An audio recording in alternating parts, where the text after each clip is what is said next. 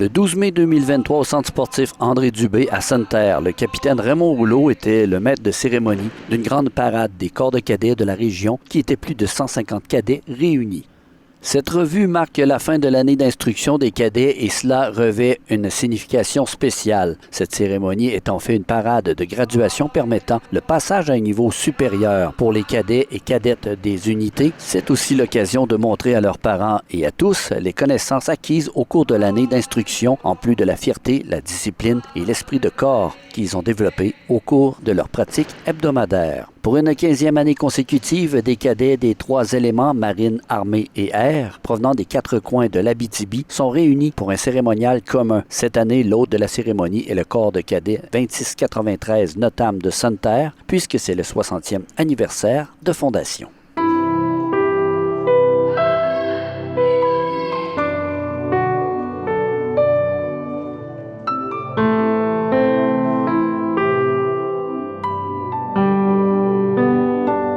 Les unités présentes étaient le corps de cadets 72 Rwanda de Rouyn-Noranda, le corps de cadets 2693 Notam de Sainte-Terre, le corps de cadets 2762 Arikana d'Amos, le corps de cadets 2788 Abitibi-Ouest de La Sarre, l'escadron 636 Aigle Rouyn-Noranda, l'escadron 728 La Vérandrie de Val-d'Or et l'escadron 884 de Malartic.